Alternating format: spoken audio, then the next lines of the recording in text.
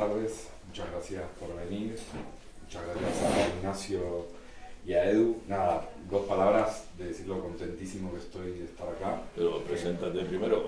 Sí. Santiago Bersunov es el director de la editorial que edita el libro del siglo XXI, aquí se llama Clave intelectual y siglo XXI. Aquí en Madrid. Gracias, Ignacio. Y también antiguo librero, como muchos saben de acá. Creador de esta librería. Creador de esta librería, fundador, orgulloso fundador. Así que siempre que vengo estoy feliz de venir y traer a un grande como Ignacio. Tengo la suerte de poder tratar con él como editor, es una gran alegría. Y a Edu Bravo también estuve contentísimo de que se sumara a esto, porque es de los pocos, o quizás el único experto en conspiraciones que hay en España. Hay pocos. Quizás Iker, ¿no? El de la tele. Sí, ¿no? Claro. Pero por el es, otro lado. Por otro lado. Por la banda extrema. Así que no, la verdad que el libro de Ignacio, quizás cuando empezamos a pensar en él, parecía de un tema un poco extemporáneo, fuera de lo común para los temas más aparentemente serios en los que solía estar Ignacio, y sin embargo es un tema muy, muy serio, y que a medida que, desde que empezamos con la idea del libro hasta que finalmente salió y se desarrolló, muchísimos de los acontecimientos con los que jugaba un poco el libro a pensar se han ido tornando cada vez más reales, acuciantes, y sobre todo, y eso me va a interesar luego comentarlo, casi como continuos, constantes y cíclicos. Pareciera que, decíamos recién en chiste, parece que el libro va a dejar de interesar, pero de pronto pasa otra cosa muy parecida, vuelve a haber otra toma del Capitolio por otro país, vuelven. Entonces parece que va a ser un tema que nos va a acompañar a los que nos interesa o nos preocupa la política mucho tiempo. Y en ese sentido parece un tema de broma, amarillista o tal, el conspiracionismo, el delirio de la gente, de mucha gente que aparece retratada en el libro, y sin embargo es muy serio y, como digo, algo que va a continuar y vale la pena que sigamos pensando. Así que lo dejo con Eduardo y Ignacio para hablar del libro y espero que lo disfruten. Gracias.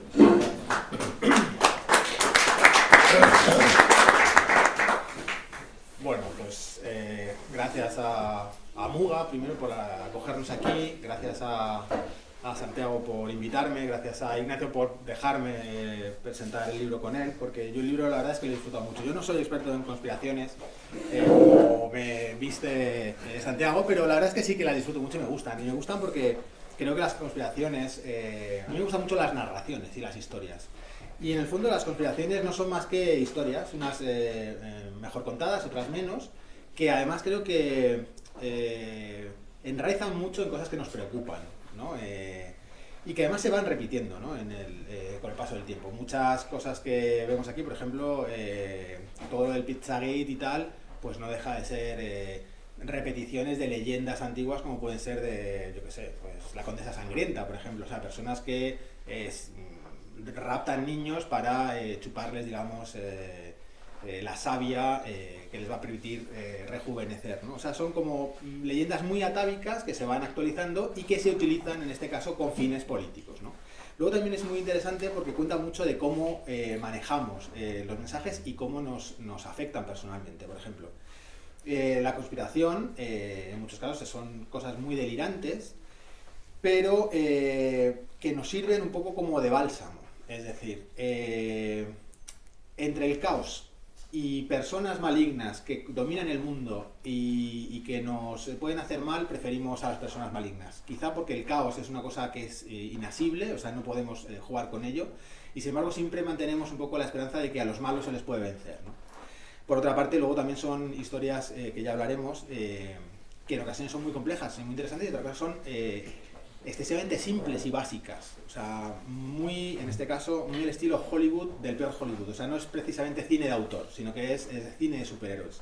Y sin embargo calan y funcionan y consiguen, que es lo más, por un lado, preocupante y por otro lado también fascinante, consiguen los objetivos que buscan, ¿no? Y aunque, bueno, la conspiración, digamos, es una... quizá, en mi opinión, una versión nueva de lo que siempre ha sucedido en política, ¿no? Que es la mentira. Yo empezaría un poco por la mentira, que también se habla aquí en el libro, por ejemplo. La mentira con Estados Unidos, tenemos el caso, por ejemplo, de Hearst, cuando Hearst inicia, digamos, la guerra de Cuba, que manda a un reportero para ver cómo está el ambiente, y el reportero dice, aquí no pasa nada. Y entonces dice, no se preocupe usted mande las fotos que ya pongo yo la guerra. Y entonces Hearst se inventó la guerra de Cuba y Estados Unidos empieza a expandirse su imperio colonial y cultural, ¿no? Luego tenemos el caso de Kissinger, por ejemplo. Kissinger en el 68 torpedea las conversaciones de paz para facilitar la victoria de Nixon, por ejemplo. Luego tenemos, con todo lo que supuso de muertes de ya no solo vietnamitas o laosianos o coreanos, sino de propios estadounidenses, ¿no? Ciudadanos del propio país. Tenemos a Bush, que también se cita aquí, con las armas de destrucción masiva. Y teníamos también otra... creo que la última que se cita así, y tenemos a Trump y todo esto. Y yo quería empezar el debate un poco con cuál es la diferencia que hay entre esas mentiras políticas que siempre han existido y que siempre se han utilizado para beneficiar, digamos, a la oligarquía, a los poderosos, a los imperios, y esta nueva era de la conspiración en la que creo que también hay un cambio de paradigma. Es decir, antes la mentira era construida por las élites y se dejaba caer, o sea, bajaba, era de arriba abajo, pero ahora con las redes sociales, que quizás es donde cambian las cosas, es una mentira colaborativa, que tú lo explicas muy bien cuando hablamos de Quan y todo esto, la gente puede participar, alimentar y darle su toque personal a la conspiración y a la mentira, cosa que lo hace mucho más cercano y lo hace totalmente, ahí ya sí que es imprevisible, porque depende de tantas personas y de tantos intereses o de tantas preocupaciones como haya. Ya no hay un fin, digamos, dirigido y premeditado, sino que es una cosa que es totalmente impredecible. Está bien. Bueno, yo también quiero primero saludar y agradecerle a la librería acogernos aquí, agradecerle a Santiago de haber tenido la gentileza de participar en la edición del libro. Y te agradezco a ti también, Eduardo, de estar aquí, de haber leído el libro y de poder conversar. Sí, claro, como tú dices, las conspiraciones las ha habido siempre, y hay otra dimensión que podemos añadir, es que no todas las conspiraciones son falsas. Hay muchas conspiraciones reales, evidentemente, ¿eh? No sé, el Plan Cóndor en América Latina es una conspiración con el objetivo de liquidar a la dirigencia, a la militancia de izquierda en muchos países latinoamericanos, concebido por la CIA, por el Pentágono, con la ayuda de las fuerzas locales de policía y militares. Es una conjura auténtica. No sé, el asesinato de Julio César es una conjura auténtica. Hay una célebre conjura de Catilina, ¿verdad? Muy célebre, histórica desde la antigüedad. Hay conjuras reales. La conjura no es una invención ni el resultado de una conspiración falsa, ¿no? Aquí, evidentemente, cuando yo digo la era del conspiracionismo, es que estamos en una era, como tú estabas señalando ahora, donde es muy fácil crear la impresión y la idea de que somos víctimas de un proyecto de liquidación de algo, ¿verdad? Y esa idea de que somos las víctimas, eso es muy importante. Aquí la diferencia que puede haber entre estas falsas conjuras, ¿verdad? O conjuraciones, como la de la existencia de armas de destrucción masiva en Irán que no existieron, y el Pizzagate, ¿cuál es? Es que de lo que se trata por parte de Trump, que es el creador, él va distilando elementos que permiten esta construcción de una narrativa que, en dos palabras, no todo el mundo ha leído el libro. ¿Alguien ha leído el libro en la sala? Para tener una idea de cómo hablamos. Sí. Entonces, digamos, la conjuración principal de la que se habla en el libro es la que crea Donald Trump a lo largo de su mandato, y que la prensa ha llamado el Pizzagate, sobre el modelo del Watergate, ¿verdad? Porque la historia dice lo siguiente: los dirigentes del Partido Demócrata, adversario del Partido Republicano de Trump, en realidad son una secta, como una secta, dirigida por Hillary Clinton, que fue la adversaria de Trump en las elecciones del 2016 y en el que están todos los jefes del Partido Demócrata, desde Obama hasta Biden, pasando por también muchas celebridades demócratas o progresistas. Y esta secta tiene como objetivo principal el de raptar niños y niñas a través de Estados Unidos, pero también a través del mundo, si acaso, y de almacenar a estos niños en el subsuelo, en el sótano de una pizzería que existe concretamente, que se llama la pizzería Comet Ping Pong, que está en Washington. Una pizzería que tiene un jardín delante donde se juega el ping pong.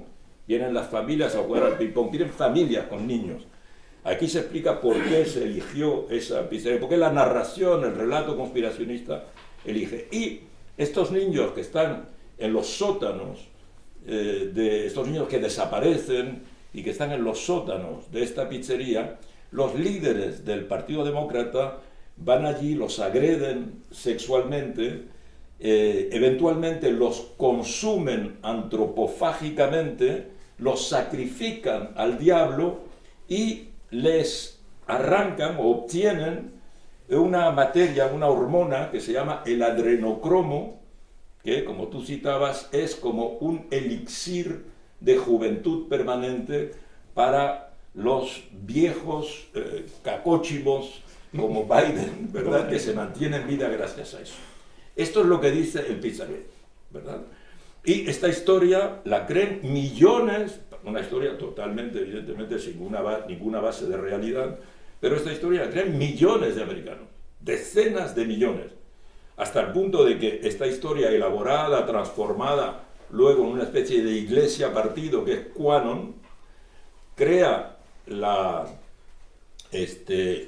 materia de una narrativa que se va a transformar también en una voluntad de acción para apoyar a Trump, que está amenazado por este grupo, y en particular para tratar de invadir, de asaltar el Capitolio. El libro parte del asalto al Capitolio.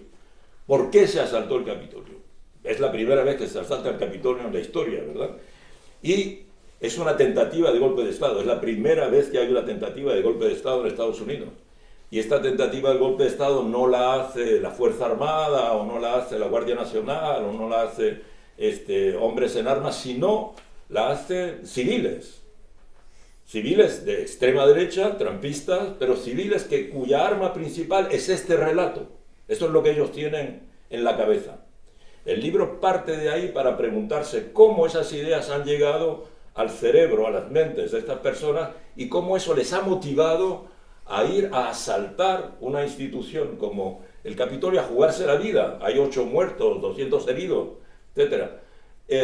Para detener el conteo que va a definitivamente declarar que Biden es el presidente.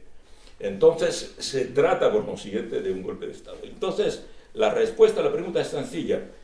Este conspiracionismo tiene como objetivo el deshumanizar a los demócratas. Los demócratas no son adversarios políticos, son pedófilos. Entonces, a partir de ese momento, el debate político ni siquiera es legítimo. No discuto con un pedófilo, el pedófilo va a la cárcel. Entonces, el libro también cuenta la historia de la pedofilia. ¿Y por qué ese relato en este momento ha podido tener consistencia? ¿Por qué la gente se ha creído eso? Esto que estoy contando. Y que en realidad nadie lo creería. ¿Por qué se lo creen? Porque en aquel momento también había como que el libro cuenta, ¿verdad?, como unas olas permanentes de revelaciones de pedofilia. Coincide con la revelación, bueno, como la que está viviendo ahora España a propósito de la Iglesia Católica, por ejemplo, que durante tanto tiempo estuvo oculto, hubo resistencia a reconocerlo. Hace poco El País publicó este diario de un jesuita pedófilo en Bolivia, que ahora está levantando en Bolivia toda esta situación. El presidente ha pedido una investigación. Entonces, eso coincide con revelaciones de decenas de casos, de centenares o de miles de casos de pedófilos atacando a miles de niños. Y la primera diferencia es esta. Aquí estas narraciones no tienen el objetivo, no sé, de desacreditar, sí, pero no tienen el mismo objetivo que tenía Bush con las armas de destrucción masiva, que era el tener un argumento para hacer la guerra y apropiarse del petróleo iraquí. Aquí se trata, en ese sentido, de deshumanizar. No son humanos. Primero, porque están a las órdenes de Satán. No son humanos. Y segundo, no son humanos tampoco porque son pedófilos. No hay mayor crimen en el mundo actual que la pedofilia. Segunda diferencia es que, digamos, aquí el objetivo de la narración también es el motivar de manera, digamos, ilógica, que excluye la razón, para que la gente no tenga que pensar y deducir, y pueda asaltar el Capitolio, pueda, en caso de derrota, defender la legitimidad de Trump, que es una legitimidad de la fe, frente a la legitimidad de las urnas, ¿verdad? Y también aquí hay una pregunta que uno se puede hacer, es ¿por qué Trump piensa en un golpe de Estado? ¿Por qué un golpe de Estado en Estados Unidos? ¿Y por qué Trump, cuando termina su mandato, finalmente ha construido un relato que ha movilizado a millones de personas? Él tenía 153 millones de seguidores en las redes. Y que, claro, esto es producto de las redes, lo vamos a hablar. Y la respuesta es, o podría ser, Trump, al cabo de 4 años de dirigir al imperio, entiende que no se puede dirigir un imperio en el contexto internacional de hoy con una democracia que te impide hacer lo que quieres hacer, lo que se debe hacer, lo que un presidente como él, ¿verdad?, viril, macho, etcétera, debe hacer. O sea, la democracia es una debilidad para un imperio. Esto evidentemente es algo extremadamente preocupante, porque los Estados Unidos quizás se están preguntando hoy, cuando tienen como adversarios a China o a Rusia, que por qué ellos son demócratas. ¿Por qué la democracia no será un hándicap para Estados Unidos, para el imperio? ¿No valdría más tener a un emperador, a un presidente autoritario, como tiene Rusia o como tiene China? Esta evidentemente es el elemento extremadamente preocupante del objetivo del conjuracionismo hecho por Trump. No, creo que es un análisis muy interesante y muy escalofriante también. Escalofriante. Una cosa que también me llamaba la atención cuando tú decías cómo se va construyendo esto, es verdad que las redes sociales son básicas porque permiten esa deshumanización del otro, es decir, es una cosificación, no se sabe quién está al otro lado, es decir, y dado que no se le pone cara y no se le pone nada, puede ser maltratado y atacado. Y luego esa escalada en la mentira, o sea, tú comentas que llega un momento en que Trump desborda a las agencias de chequeo de noticias, porque llega en 4 años de gobierno, supera las 30.000 mentiras. O sea, y Washington Post hace un inventario de todas sus mentiras y dice que en los 4 años documentadas dijo 35.000 mentiras. 35.000 mentiras, que además lo que hace es que va generando pues como una droga, es decir, va generando una tolerancia que va haciendo que cada vez necesites más o que te resulten menos extrañas las que ya vas escuchando, ¿no? Y ahí tú ponías un ejemplo que es muy interesante, que cuentan, por ejemplo, que en el 2021 se hayan encontrado 100.000 cadáveres y cuerpos de niños, niñas y cadáveres ya, gente medio muriendo y gente muerta, ¿no? 100.000 personas, en los subterráneos que unían la Fundación Clinton con otro sitio y tal. Y lo que era muy gracioso es que tú explicabas que eso era imposible. Bueno, y decían que, claro, por supuesto, esto estaba investigado por el Pentágono, ¿no? Que se estaba investigando. Y tú decías, esto es imposible porque de eso no se encarga el Pentágono, se encarga el FBI. Y tú dices, perfecto, o sea, nos vale toda la explicación y todo el razonamiento, pero pincha en que habéis dicho el Pentágono y no el FBI. Cuando en realidad es una afirmación tan absolutamente delirante que se podría parar mucho antes. Es decir, no hay 100.000 personas, por sentido común, en los sótanos o en el subsuelo de ninguna ciudad del mundo, ¿no? Pero claro, va generando una tolerancia a la mentira que permite después todo esto, ¿no? Esto es una primera cosa y va haciendo que la gente como vaya haciendo suya la mentira y la vaya sintiendo. Y otra cosa que me parece muy interesante respecto del principio del libro, que es el asalto al Capitolio, es el convencer a la gente, que creo que es una cuestión que se puede mirar desde el punto de vista del análisis marxista. Es decir, creo que toda esta conspiración también adolece de una falta de conciencia de clase.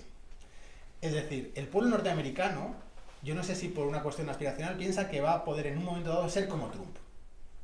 Y eso es imposible. O sea, nunca va a ser como Trump. Pero Trump ha conseguido hacerles ver que van a ser como él.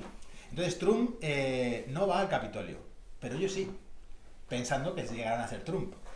Bolsonaro no va al Planalto, pero va a la gente de escala social media o baja, o directamente baja, porque piensan que van a ser un Bolsonaro. Entonces, creo que también esto ha sido una elaboración del capitalismo y del neoliberalismo de ir socavando la conciencia de clase de los trabajadores y de las clases bajas, ¿no? O sea, que es lo que les ha permitido él pensarse que en un momento dado iban a ser oligarcas, empresarios y capitalistas. Claro.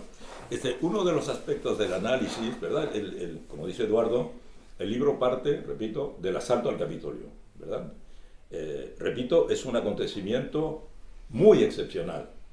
A mí me sorprendió que la prensa internacional, los analistas, no le dieran la importancia que merece al asalto al Capitolio. Quiero decir, a día de hoy aún no hay ningún libro como este sobre el análisis de quién asaltó el Capitolio y por qué se asaltó el Capitolio. Ni siquiera en Estados Unidos. En España no se ha publicado nada sobre el conspiracionismo, sí, pero sobre el asalto al Capitolio. Aquí en realidad este libro es la historia del asalto y los asaltantes al Capitolio. ¿Quiénes son? ¿Qué piensan? ¿Cómo se fabrica una asaltante del Capitolio? Y una de las dimensiones es esto, ¿verdad? Es decir, ¿quién socialmente, desde el punto de vista de clase social, quién asaltó el Capitolio? Eran varias decenas de miles los asaltantes. Consiguieron penetrar unos 1000, poco más de 800, entre 800 y 1000. Cuando hoy día muchos de ellos han sido juzgados, algunos han sido condenados, algunos a largas penas, porque murieron varios de los guardias, hombres y mujeres, que protegían el Capitolio. Entonces, el análisis que se hace, que tenemos mucha documentación, todo eso fue filmado, archifilmado por las cámaras, por los guardias, por los propios asaltantes que todos iban con su teléfono. Ha habido además muy buenos documentales, pero el documental cuenta el hecho, describe el hecho, muestra el hecho, pero no lo analiza. Entonces, en realidad, cuando se analiza, se ve que el 95% de los asaltantes al Capitolio, hombres y mujeres, mucho más hombres que mujeres, pertenecían a la clase media blanca. Bien. La clase media, todas las clases medias, hoy están reduciéndose. Una de las características del mundo de hoy es la derrota de las clases medias, que cada uno de nosotros puede ver en su propia vida. Si tú tomas una persona que tiene 70 años hoy, en la mayoría de los casos en un país como España, nació en una familia pobre, con donde se pasaban dificultades. Pero gracias a la escuela, gracias a muchos sacrificios de los padres, se pudo mejorar la situación. Y se salió de la pobreza para entrar en la clase media. Se pudo comprar electrodomésticos, un automóvil, quizá una casa, comprar un apartamento, todo esto. Hoy los hijos de esas personas tienen mucha dificultad a pertenecer a la clase media.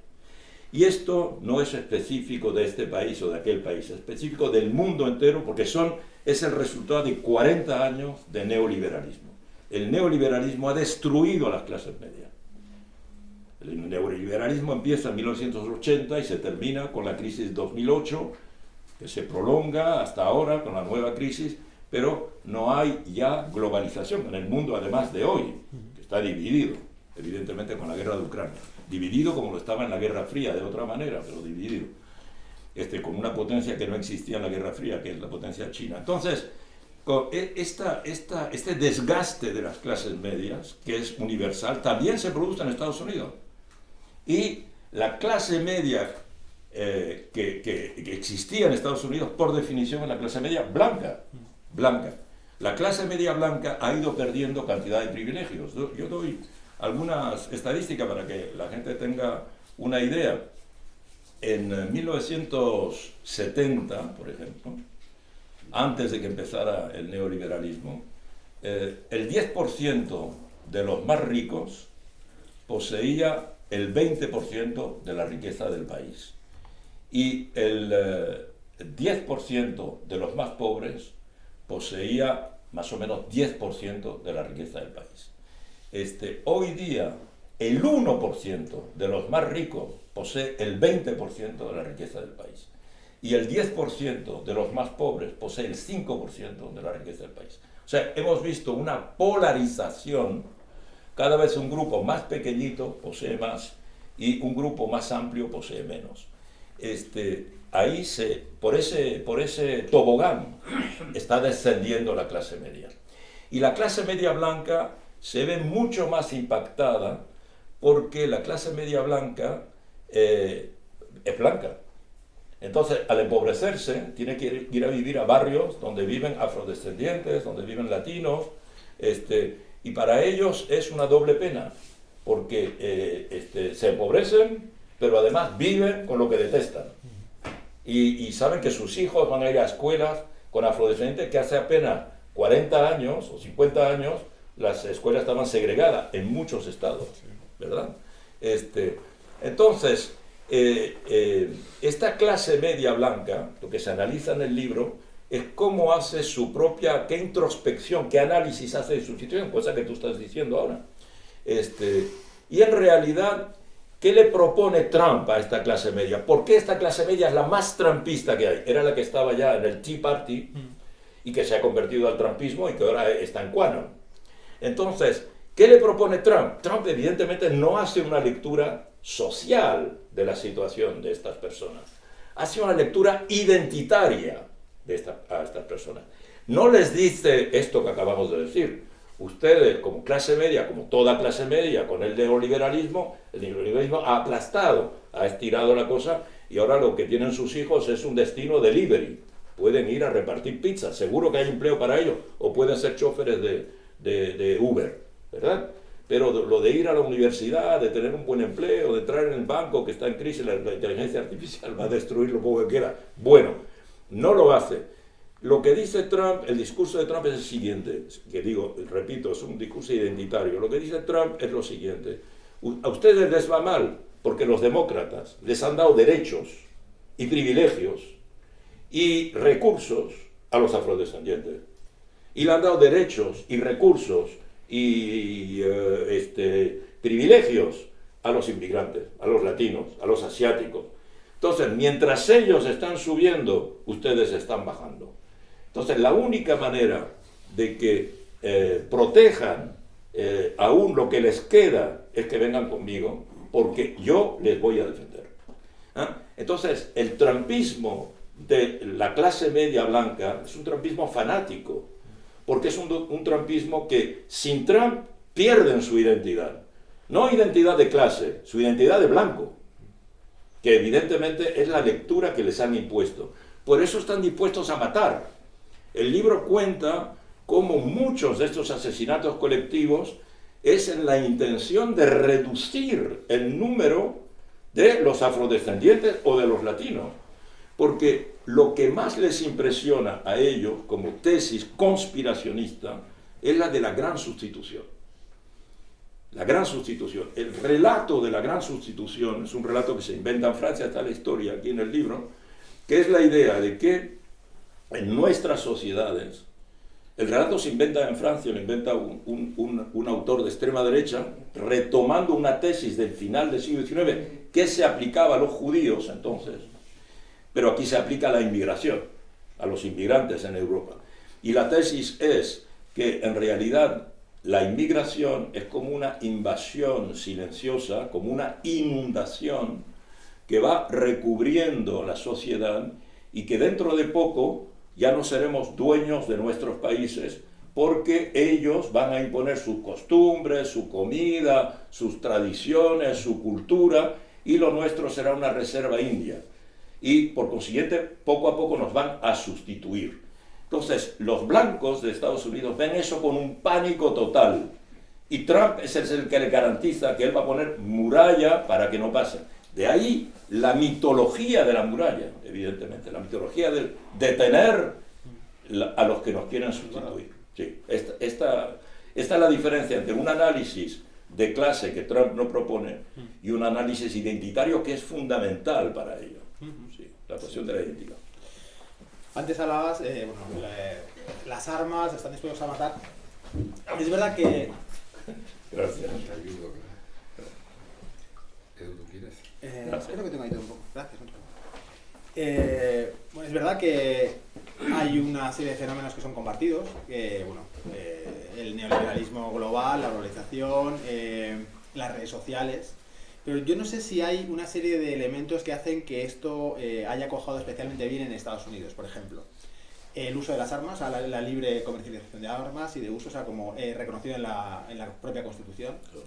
Y luego situaciones un poco, por ejemplo, vinculándolo con Quanon, por ejemplo, la efervescencia o la popularidad del evangelismo como religión, es decir, una religión que permite la lectura e interpretación de la Biblia, es decir, que no hay, de nuevo, un cerebro o una cosa canónica que establece el mensaje, sino que podemos manipularlo o modelarlo a nuestra realidad. Y luego, por ejemplo, cosas como la educación en casa, es decir, la desaparición del Estado hasta en aquellas cosas que nos hacían la tradición republicana ciudadanos, es decir, él establece una serie de marcos de convivencia que más o menos nos valían a todos, ¿no? Y creo que esos tres elementos que sí se dan en Estados Unidos, pero no se dan en Europa, por lo menos por ahora, o que no se dan, por supuesto, en Asia y tal, yo no sé si esto también determina el fenómeno o ayuda al fenómeno del conspiracionismo. Mira, lo del evangelismo es una idea, no está analizado en el libro. Sí, no está, pero... No está. O sea, pero puede ser una idea que también ayuda porque es una especificidad estadounidense. Y los evangelistas, esta dispersión de las escuelas llamadas evangelistas, porque en realidad hay grandes, religiones tradicionales. En definitiva, Estados Unidos fue fundado por sectarios, por gente que estaba en ruptura con la religión anglicana en Estados Unidos, los puritanos, ¿verdad? Entonces, por consiguiente, siempre ha habido mucha libertad religiosa, por definición, ¿no? Entonces, es un elemento. Ahora, el elemento que sí se estudia en el libro, porque tiene, en mi opinión, una importancia muy grande en la difusión del conspiracionismo, son las redes sociales, evidentemente. Otra de las diferencias, tú lo anotabas al principio, Eduardo, entre el conspiracionismo de ahora y el de siempre, el conspiracionismo, fraudulento, ¿no? Relatos míticos, es que ahora se transmiten por las redes y que, como decíamos antes, primero Trump ya tiene su propia audiencia cautiva, 153 millones de... como hemos dicho muchas veces, Trump no va a la televisión cuando quiere hablarle a la gente, no va a la radio, no da entrevistas, porque comunica, en la época comunicaba por Twitter. Ahora tiene su propia red social, que se llama Truth Social, la verdad social. Entonces, pero además en el libro se analiza la especificidad de lo que son las redes sociales y cómo funcionan las redes sociales. Porque, es mi especialidad. Yo soy profesor de teoría de la comunicación, además de ser periodista, en la universidad en París, y mi especialidad es la comunicación. Entonces, las redes no funcionan de la misma manera que los demás medios, ¿verdad? La gente dice sí, porque ahora son maneras nuevas de comunicar. En realidad la comunicación siempre está cambiando. De hecho, la comunicación tiene una enorme importancia, no voy a hacer un curso sobre la comunicación, pero la comunicación tiene una enorme importancia en la estructuración de la sociedad, ¿verdad? Los grandes cambios en la comunicación han determinado la constitución de la sociedad. La humanización del ser humano se hace a partir de la invención del lenguaje, que es la primera revolución comunicacional. Lo que nos distingue digamos, radicalmente los animales. No quiere decir que no haya animales que comuniquen, pero es que nosotros tenemos un lenguaje muy sofisticado, más sofisticado que ningún otro animal. Somos el animal con la comunicación oral más sofisticada. Entonces, eso ha permitido el desarrollo, y para bien o para mal, la dominación del planeta y de todos los seres vivos y no vivos del planeta por los seres humanos, ¿verdad? La segunda revolución es la escritura. Evidentemente, con la escritura se inventa el Estado. La estructuración de la sociedad lo cambia la estructura, la invención de la escritura, la invención de la religión, incluso la puesta por escrito de las religiones, los estados en Sumeria cuando aparecen. Y luego, bueno, todo el mundo sabe que Gutenberg, por ejemplo, con la imprenta va a transformar, bueno, el protestantismo surge de la imprenta, la ruptura de la lectura canónica de la Biblia. Entonces, cada vez que ha habido un cambio comunicacional, ha habido un cambio en la sociedad. No hay ningún cambio importante en la comunicación que no estructure la sociedad. El fascismo, por ejemplo, no es concebible sin, es decir, que un líder hable a masas y que las subyugue. Eso no es posible sin algo muy elemental que nadie quiere ver, que es el micrófono y el altavoz. Sin micrófono y sin altavoz no hay fascismo, no hay nazismo, ¿verdad? Entonces, no quiere decir que eso sea el fascismo, pero son elementos de comunicación absolutamente indispensables para convencer a masas, con el carisma de un líder que no podía existir antes, porque no había altavoz y no había...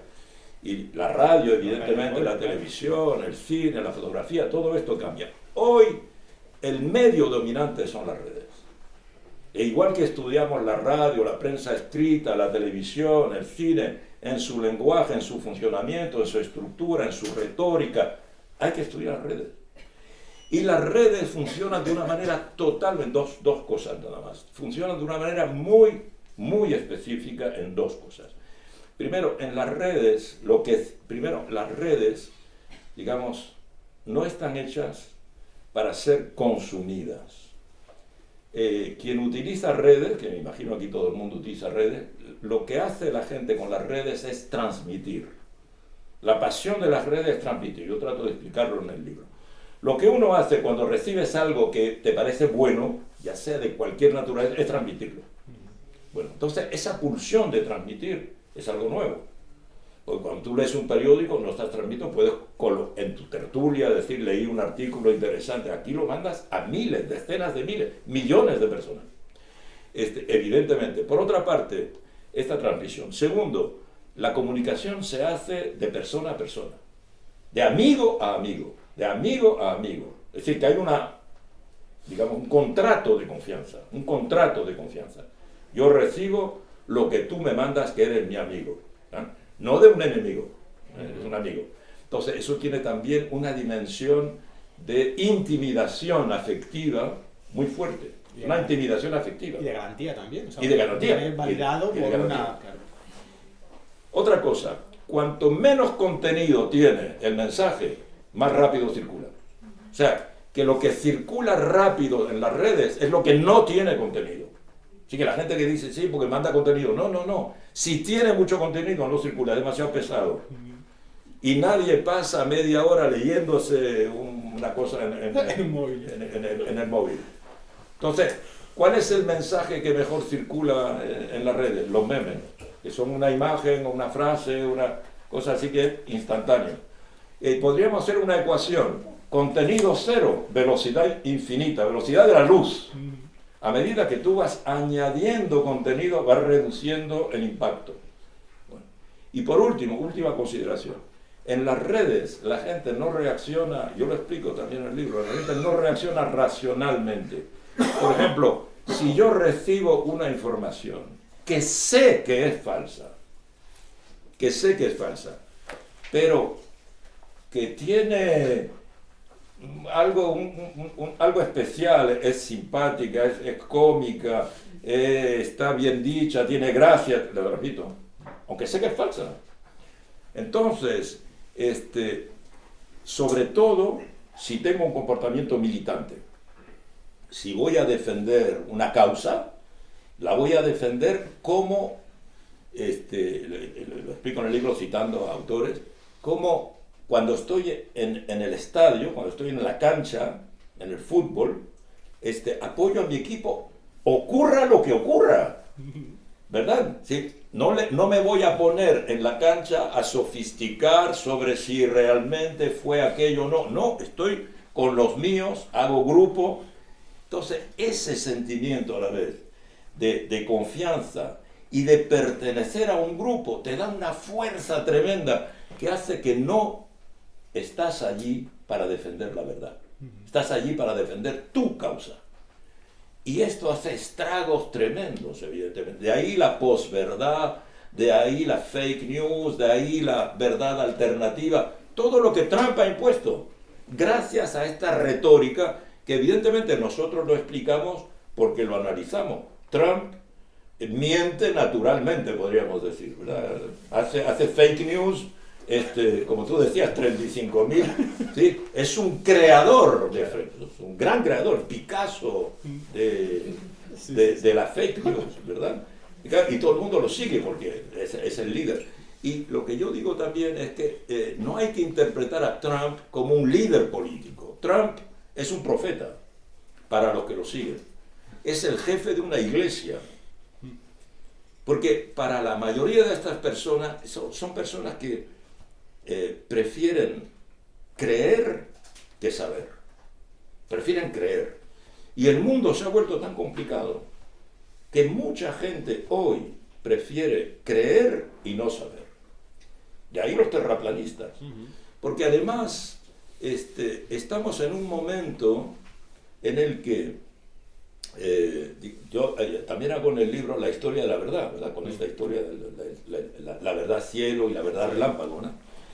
Pero ya la gente se ha dado cuenta que incluso la ciencia ha mentido tanto, porque la ciencia, en nombre de la ciencia, bueno, se está destruyendo el planeta.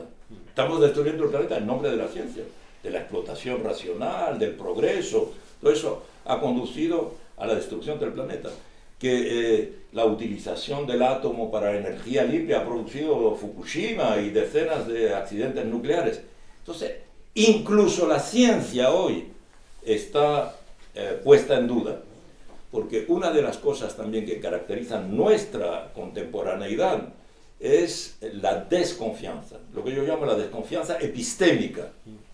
Estamos en un momento en que no se cree en nada, no se cree en la dirigencia política, los partidos tradicionales. Entonces, hoy estamos en un sistema en el que para manipular ya no se puede utilizar los mecanismos tradicionales. Muchas personas saben que durante mucho tiempo se manipuló en base a este principio atribuido a Goebbels, ¿verdad? Di una mentira, repite esa mentira y se convierte en verdad. Pues eso ya no funciona. Eso es lo nuevo, si quieres. Hoy es lo inverso. Una verdad repetida a saciedad se convierte en mentira. Y lo vemos, por ejemplo, en esto que se llama ahora la cultura de la cancelación o la cultura woke, ¿verdad? Mira, en Estados Unidos hay varios ejemplos. Hay un señor en la puerta de la universidad que está a caballo o que está de pie con un libro en la mano, una Biblia, y la universidad tiene su nombre, se llama, yo qué sé, Stephen Smith, Universidad Stephen Smith. Y durante siglos se ha dicho, esta persona era una persona perfecta, escribió tal libro, escribió tal otro libro, hizo una donación, creó la universidad, todo el mundo lo venera. Y esa verdad que se ha repetido durante siglos ha ocultado lo que ahora descubrimos, que el tipo era un racista, que tenía esclavos, que era un machista, y evidentemente, ¿qué hacen los estudiantes? Tumban la estatua. Entonces, una verdad repetida durante siglos resulta que era falsa. Entonces, y esto ahora es cada vez más real. Por eso Trump puede decir, Hillary Clinton tiene la apariencia de una lideresa, ha hecho estudios, sale de Harvard. En realidad es una pedófila. se come a los niños, agrede a las niñas, porque claro, evidentemente no solo pedófila, sino lesbiana. Y entonces, evidentemente con eso él está haciendo lo que yo llamo el efecto eureka. De repente la gente dice, pues es verdad. Oye, y durante tanto tiempo no lo vimos. De ahí que cada vez más hay gente que cree que la Tierra es plana, porque nos han dicho tantas veces que la Tierra es redonda, ¿ya? Y no es cualquiera, sino que hay millones de personas, ¿verdad?, que creen que la Tierra es plana. Hoy estamos en un momento en que alguien puede funcionar como el flautista de Amelie. Y en cada país estamos viendo eso. Aquí está Vox, en Brasil está Bolsonaro, en Argentina está Milei, igual que Trump. Los Trump están siendo invitados por todas partes, ¿verdad? Y la extrema derecha ha sabido interpretar mejor el estado de perplejidad y de desconfianza que existe en la sociedad, una sociedad muy golpeada, que no ve salida del túnel, y que está dispuesta a aceptar precisamente otras como revelaciones. Sí, además, comentas una cosa en el libro que a mí me ha sorprendido mucho, porque todo esto, este análisis que estamos haciendo aquí, y que es verdad que es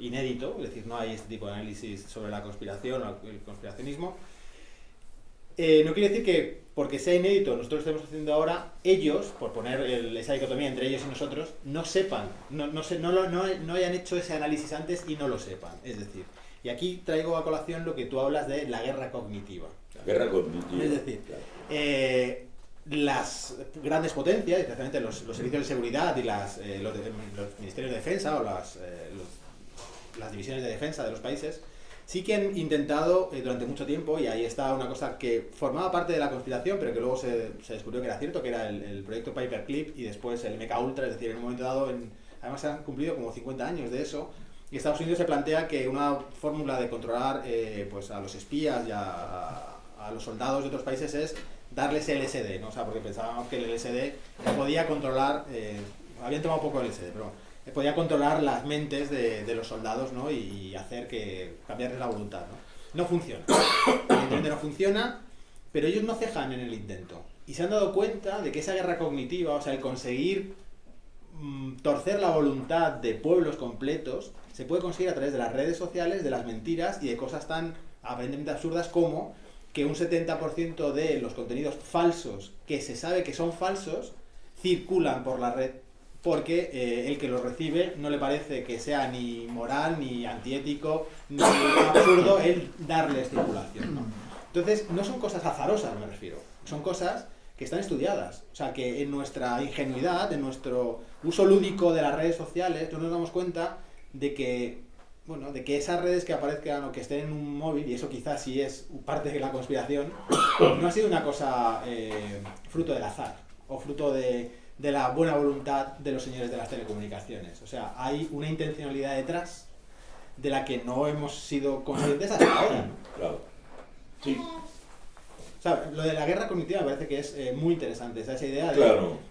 hacer una guerra que incluso es menos lesiva desde el punto de vista tanto de lo presupuestario como de lo vital, pero mucho más efectiva, porque bueno, puede acabar con gobiernos, con países, con sociedades de una forma muy aséptica, ¿no? Esto de la guerra cognitiva, de que el libro aborda, llegó porque cuando estaba terminando el libro empezó la guerra de Ucrania, ¿verdad? El 24 de febrero del año pasado. Entonces, la guerra de Ucrania ofreció muy claramente un ejemplo de todo lo que estábamos diciendo en el libro, es decir, de la dificultad para una persona honesta hoy de saber la verdad. Si alguien hoy quisiera saber lo que está pasando en Ucrania, es muy difícil, porque nunca se ha censurado como se está censurando de una parte y de otra la versión de la guerra. Primero, es una guerra que no vemos, es una guerra que ha desaparecido, una guerra invisible, totalmente invisible, con unos efectos tremendos a nivel internacional, pero una guerra que no se ve, y lo que se ve es pura propaganda. Y claro, cuando trato de franquear las barreras que me impiden acceder a la versión del otro, la versión rusa, digamos, de la guerra, me encuentro con la misma propaganda, evidentemente, pero del otro lado. Entonces, yo creo que, yo tengo otros libros donde se estudia la manipulación durante la guerra, ¿verdad? Durante las guerras, manipulación mediática, pero ni en la guerra de Vietnam, ni en la guerra de Irak, ni en la guerra del Golfo, que fueron guerras también muy manipuladas, se llegó a este extremo. Y entonces ahí vemos cómo en el seno de la OTAN se ha desarrollado toda una célula de reflexión sobre la guerra cognitiva. Y ¿qué es la guerra cognitiva? En realidad se trata de algo muy sencillo, porque lo que dicen algunos estrategas militares es lo siguiente: ¿de qué se trata una guerra? Se trata, claro, de derrotar a las fuerzas militares adversas, pero una vez que hemos conquistado, en realidad se trata de conquistar las mentes, como tú decías, Amistad, que las mentes y los corazones. Entonces, ataquémonos ya ahora a eso. El objetivo es ganar el cerebro de la gente. La conquista es el cerebro, y hay que entrar en el cerebro. Si conquistamos el cerebro, ya no tenemos adversario, porque lo hemos convencido. Es exactamente de lo que estábamos hablando en el libro. ¿Qué pasa con los asaltantes? Porque ya tienen el cerebro conquistado por Trump. ¿Cómo lo ha conquistado? Mediante todo este análisis que hemos hecho. Lectura de clase, identitaria, utilización de las redes, invención de un relato convincente. Evidentemente, una cosa que no hemos dicho aquí, yo decía antes, este relato de Pizzagate es abracadabrantesco, ¿verdad?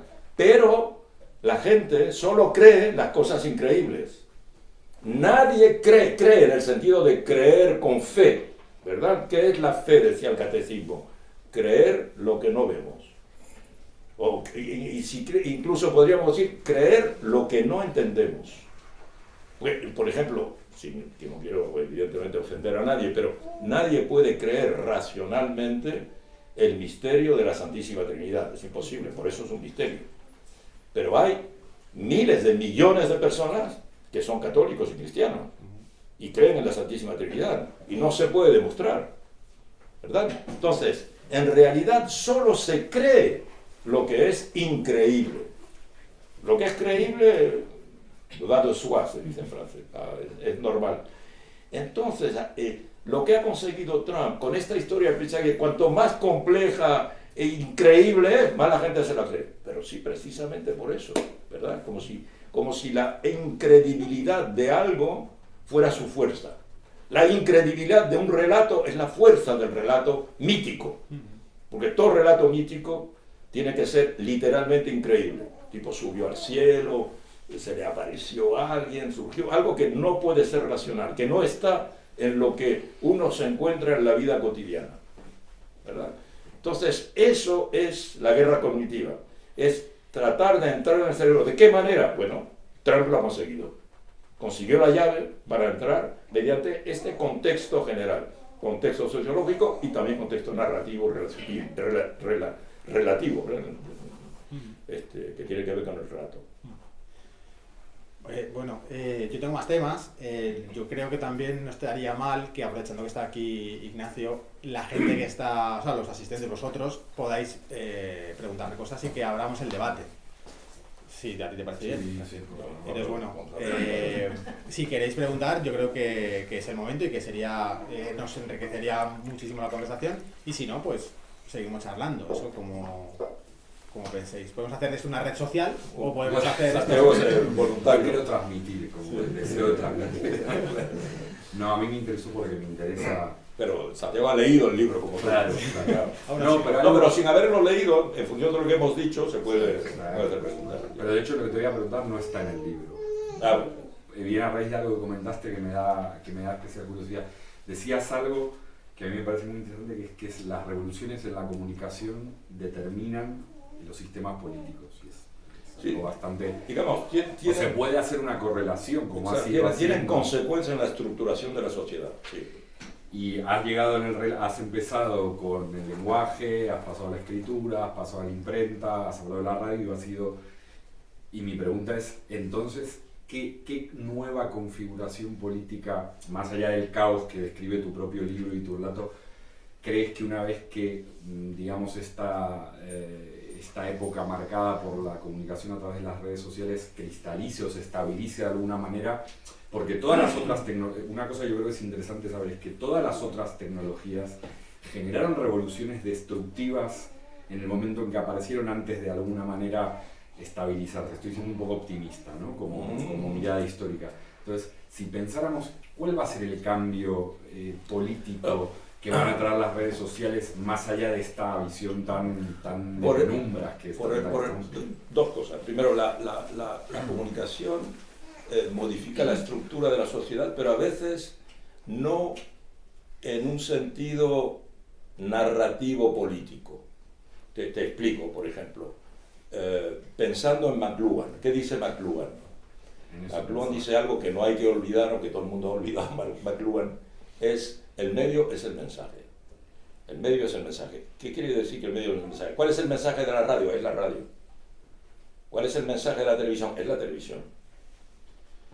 Entonces, por ejemplo, ¿cómo la televisión modifica la sociedad? Bueno, porque no hay, desde que surgió la televisión de masas, final de los años 40 en Estados Unidos, en los años 60, por ejemplo, en Europa, 60-70, ya no hay un solo apartamento en el mundo que no tenga lo que se llama un tresillo. Sí, un canapé y dos ¿cómo se llama? Sillones y una pantalla de televisión. Porque la gente se estructuró en su casa en función de la pantalla. Y se inventó eso. Todo el mundo tiene... ¿Por qué la gente tiene un canapé en su casa, un sofá? Para ver la televisión. Entonces, en un mueble se inventó para la televisión. ¿Para ver qué? No. Para ver la televisión. La televisión. No un programa de televisión. ¿Entiendes? Entonces, el medio es el mensaje. El medio es el que estructura. Entonces, de igual manera, las redes desestructuran. Por ejemplo, las redes liberan de la televisión. Ya no hace falta tener... La gente aún tiene un televisor porque sigue creyendo que el televisor... Pero en realidad, los menos de 40 años ya no ven la televisión, ni siquiera el aparato, porque consumen televisión en las otras pantallas, en el iPad. Entonces, pero por el momento lo que sí podemos decir es que lo que está subiendo en el mundo es la extrema derecha. En Europa, mira, los países que antes se presentaban como los países más moderados, más modélicos, más equilibrados políticamente, que eran lo que llamábamos la socialdemocracia nórdica, los países están dominados por la extrema derecha está o a las puertas del poder, o en el poder, o controlando el poder. En Francia, la extrema derecha es el primer partido representado en la Asamblea, tiene 89 y en diputados. Si mañana hubiera elecciones, después de lo que acaba de ocurrir, el Frente Nacional llegaría al poder. El primer ministro sería una primera ministra. Igual que llegó el fascismo ahora a Italia. Porque el tema dominante en Europa hoy como, digamos, fantasma colectivo es la inmigración. Y las redes hacen de ese tema un tema muy fácil de preocupar, de transmitir, de caminar. Pero eso no quiere decir forzosamente que y se imponga la extrema derecha. Quizá el autoritarismo, porque quizá la lucha contra las redes es también una forma de manifestar. Las redes pueden provocar la antirreacción. Claro. Y entonces se puede manifestar de esa manera. Porque quien controla las redes, en este caso, por ejemplo, aquí, en el campo occidental globalmente, por primera vez, los grandes medios de comunicación dominantes, que son las redes, son empresas privadas. Eso no ha sido el caso ni siquiera durante la televisión, ¿verdad? Donde, a pesar de todo, había televisiones de Estado en muchos países, incluso en Estados Unidos hay una televisión de Estado. Pero que Facebook, Twitter, Instagram, YouTube pertenezcan a empresas privadas. En cambio, en otros sectores, en China, pertenecen al Estado. Entonces, evidentemente el Estado, porque mi libro precedente se llamaba el imperio de la vigilancia. Y no hay mayor vigilancia que la que proponen las redes. ¿Por qué? Porque quien contribuye a dar información somos nosotros mismos, sobre nosotros. Y nadie va a saber tanto sobre nosotros como nosotros. Entonces, eso no se ha producido nunca, ni siquiera en el Orwell de 1984. Hoy hay mucha más capacidad de saber sobre nosotros porque todo el día estamos dando información sobre nosotros. Entonces, si un Estado controla las redes y toda la información que da cada uno de nosotros sobre nosotros, imagínate el control, que es el que tiene China, ¿verdad? Que algunos ven como el imperio alternativo. Pues eso es de Karim, dice, de Silan Kavichi, dice, nunca mejor dicho. Pero sí, hay que ver. Hay que ver. No sé si alguien... Sí, comentaste, y me quedo con lo del medio es el mensaje. Confieso que no he leído el libro todavía. Quería comentar, cuando hablaste ahora, me vino la imagen, pues efectivamente, de una televisión, que dices que el medio se estructuró la casa alrededor de la televisión, y tengo la imagen, pero tengo la imagen de una televisión con un sofá donde está sentada la familia y habla y comenta lo que ve en la televisión. El medio siguiente, que son los iPads, lo que hace es generar una sociedad individual totalmente, porque cada uno está con su pantallita y es que pueden estar frente a frente, pero no se ven, no existe. Creo que ese es el gran cambio social que está produciendo, ya no me meto en política y demás, social, que está produciendo las redes, esto. Sí, absolutamente. Sí, sí. Podríamos decir también que es el retorno de la lectura, porque el gran tema, cuando la televisión era dominante, uno de los grandes temas era cómo prohibir la televisión, cómo limitar el uso de la televisión.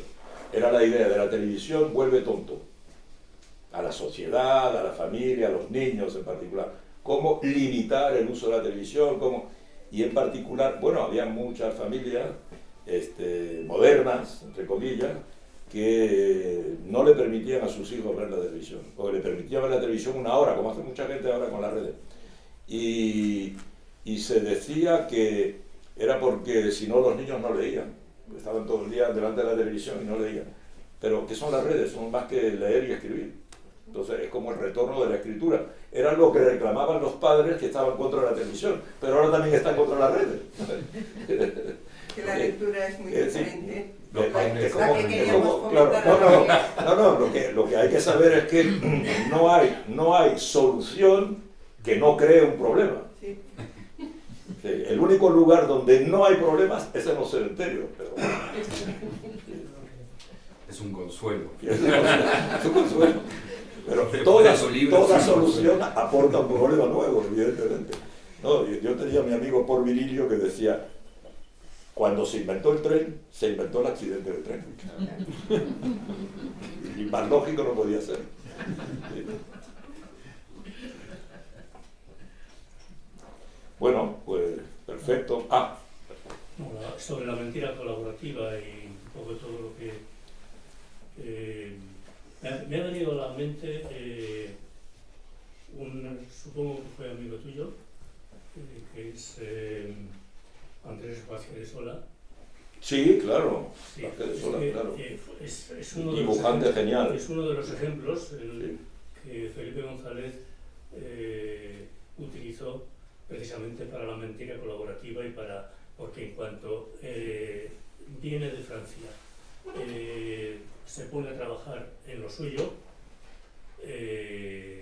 y entre ellos y entre otras cosas, pues en la denuncia de OTAN no, bases fuera.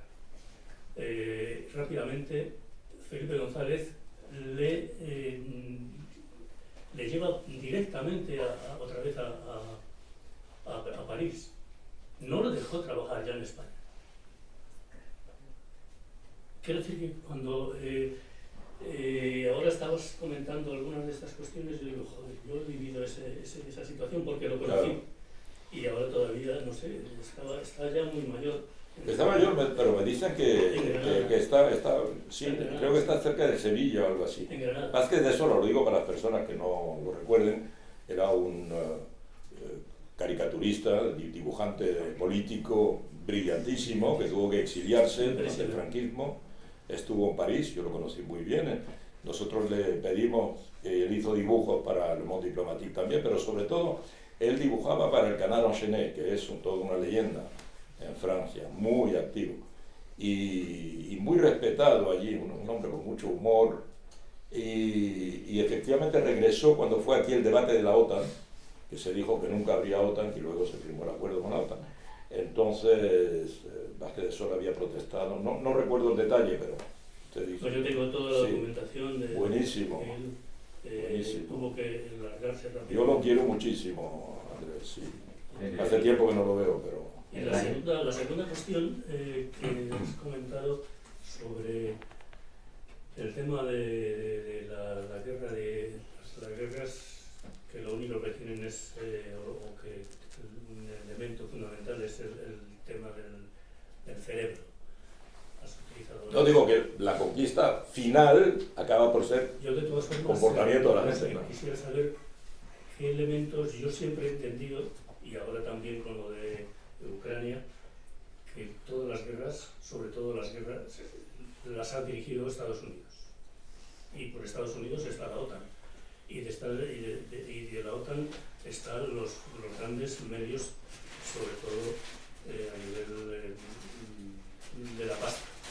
Las guerras se han hecho por dinero. Y la que está ahora en Europa es por dinero. Y quienes están interviniendo en esa guerra también es por dinero. Y esto yo creo que no lo podríamos olvidar. No solamente es por el tema del cerebro. No, pero digo, no es el tema aquí, no es el tema de la guerra de Ucrania, evidentemente. Tratamos de ver qué relación hay entre un proyecto en un laboratorio en el seno de la OTAN, un proyecto muy avanzado, que es lo que este proyecto de la guerra cognitiva, de la que hablaba Eduardo, y finalmente de lo que trata el libro, que es cómo se conquistan los cerebros para ponerlos al servicio de un proyecto de golpe de Estado, en definitiva, ¿verdad?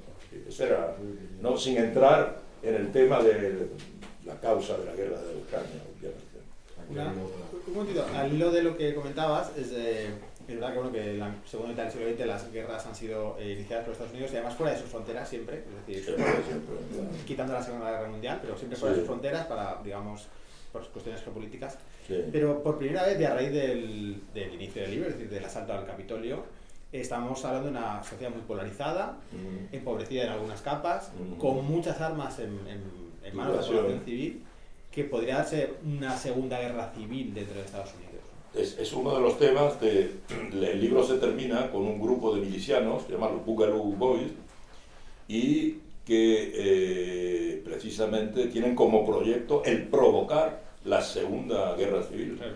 Eso es un tema que se discute mucho en las universidades estadounidenses. Muchos especialistas están convencidos de que la sociedad americana está tan polarizada que no se va a poder conseguir una sociedad armoniosa, homogénea, fraterna, solidaria, y que inevitablemente Estados Unidos va o bien hacia una guerra civil, la nueva guerra civil, que es el proyecto de estos milicianos.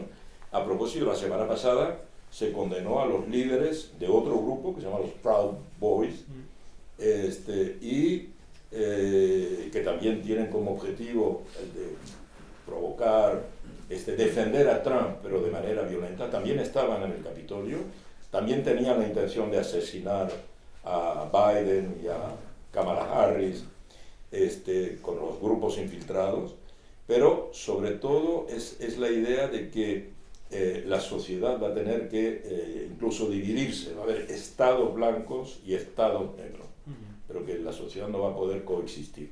Hay esa teoría, no es seguro, lo peor nunca es seguro.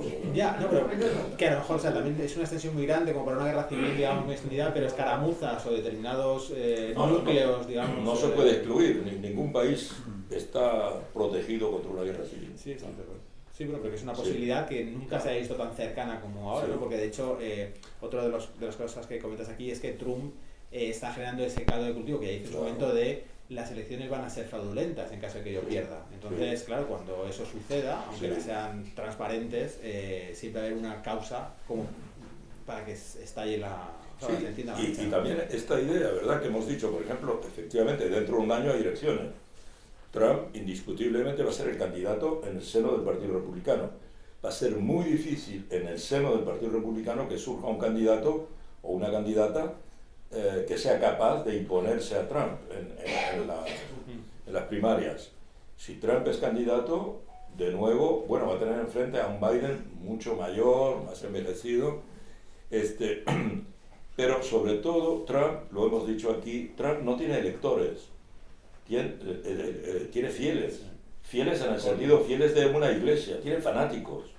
Entonces, evidentemente, cada vez nos acercamos más a esa tensión de guerra civil.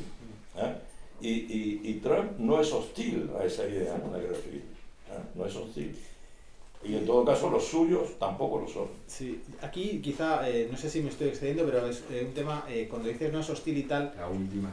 creo que una de las cosas que no tratas en el libro, pero que quizás sí está muy presente con todo esto que hemos hablado de la comunicación y todo esto, Estados Unidos es una nación relativamente joven, es decir, que tiene 200 años más o menos, que digamos no tiene una tradición literaria muy amplia, pero sí tiene una tradición de cultura popular, es decir, la radio y la televisión. Sí. Entonces, Estados Unidos está muy atravesado por todo lo que es la cultura audiovisual de Hollywood y de la televisión. Sí. Entonces, cuando en todo lo que cuentas en el libro hay muchos elementos hollywoodianos, por ejemplo, Sí. cuando Trump, cuando se asalta el Capitolio y Trump va en la limusina, Trump se tira hacia el conductor, intenta mover el volante. Eso es una escena de Misión Imposible 4 o 6.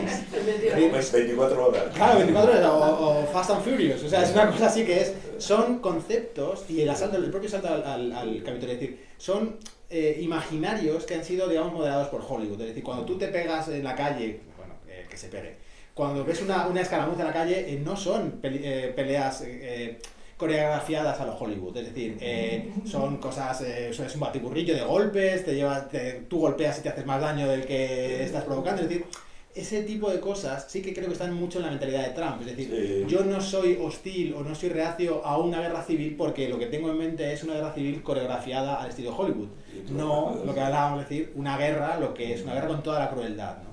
Creo que eso también está muy en el triunfo de esta conspiración, el hecho de que lo vemos como una cosa espectacular, en el sentido espectacular. más debordeano, digamos, o espectacular en el sentido más lúdico, de decir, bueno, esto al final, y además va a salir bien, y va a salir bien a nuestro favor, cuando no necesariamente No, es no, así. seguro, claro. Sí. El Capitolio, el asalto del Capitolio parecía una película. Efectivamente, y como es lo que también, porque tú decías, se estuvo grabado con móviles y tal, o sea, con diferentes planos. Muy y, bien fotografiado. Exactamente. Es decir, Es una buena película. Es una buena película. La música. Es una buena película que no necesitaba ser hecha a posteriori, se estaba haciendo in situ en el momento y se estaba retransmitiendo. Es decir, es una locura Sí. desde el punto de vista En directo, social, político y histórico, ¿no? Claro que sí.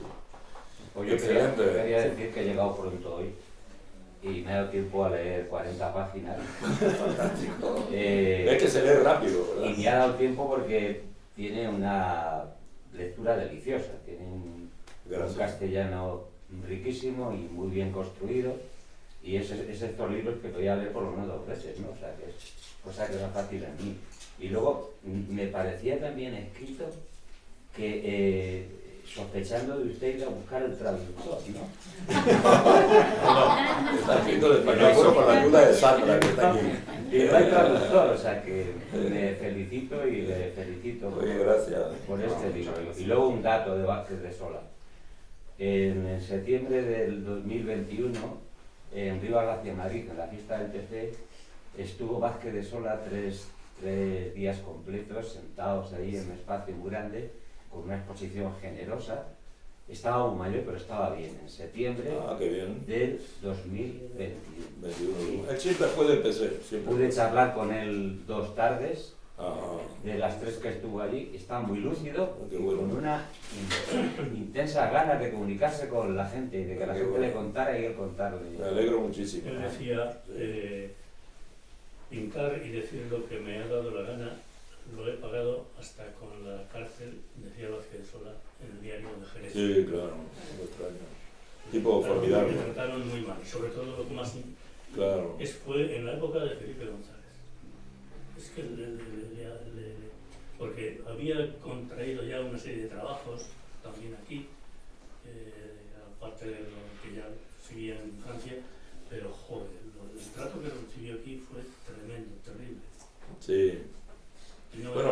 importante es que esté bien, Claro. Sí. lúcido, qué bueno, me alegro. Bueno, pues muchas oye, gracias. Muchas gracias a todos. Eh, Muchas gracias.